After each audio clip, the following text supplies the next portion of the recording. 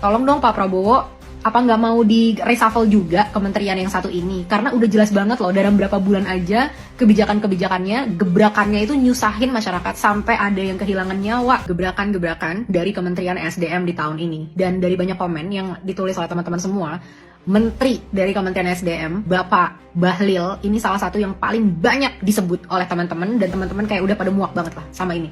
Kenapa sih? Jadi setelah aku riset, ada 3 kebijakan dalam beberapa bulan terakhir yang benar-benar membagongkan, dan gebrakannya ini benar-benar menyusahkan masyarakat, bahkan sampai menghilangkan nyawa. Yang pertama, yaitu tentang kebijakan tentang LPG. Jadi, pada tanggal 1 Februari 2025, ada kebijakan bahwa LPG itu cuma boleh didistribusikan sama distributor-distributor yang memang udah di-approve sama Pertamina.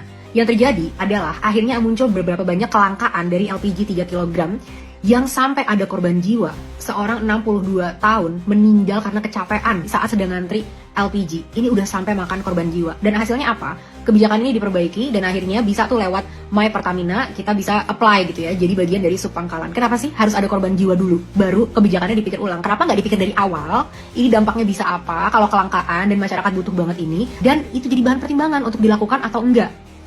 Yang kedua, tambang di Raja 4. Jadi teman-teman, kita banyak banget yang protes karena kita semua cinta dengan alam Papua gitu kan. Ada 5 perusahaan tambang yang mau beroperasi dan memang akhirnya dicabut gitu izinnya. Tapi ada 1 perusahaan yang masih beroperasi, yaitu PT GAC Nickel.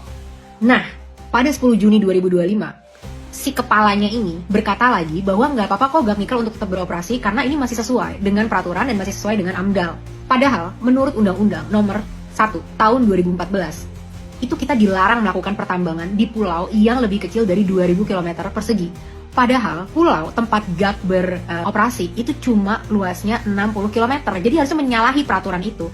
Tapi sampai saat ini PT tersebut masih bisa mengeruk nikel di pulau-pulau tersebut. Yang ketiga, yang paling terbaru adalah kelangkaan BBM dari perusahaan-perusahaan swasta. Ini juga membagongkan banget, karena sebenarnya ini kebijakan yang buruk banget, karena berpotensi untuk menghilangkan lapangan pekerjaan bagi ribuan karyawan-karyawan. Karena secara logika, saat perusahaan yang orientasinya adalah profit, mereka nggak bisa beroperasi, nggak bisa jualan, gara-gara ini akhirnya mau dikemanakan karyawannya. Dan direspon sama dia, nggak boleh ya melakukan PHK, lah kok gaslighting? Yang melakukan kesalahan dia, malah perusahaannya disuruh nggak boleh PHK, dia mau bayarin emangnya kerugiannya. Nah, untuk kasus yang ketiga ini, aku akan bahas lebih lengkap di YouTube aku, yang lebih detail gitu ya. Tapi, tolong dong Pak Prabowo, apa nggak mau di reshuffle juga kementerian yang satu ini? Karena udah jelas banget loh, dalam berapa bulan aja kebijakan-kebijakannya, gebrakannya itu nyusahin masyarakat sampai ada yang kehilangan nyawa. Gimana menurut teman-teman? Download Tribun X sekarang, menghadirkan lokal menjadi Indonesia.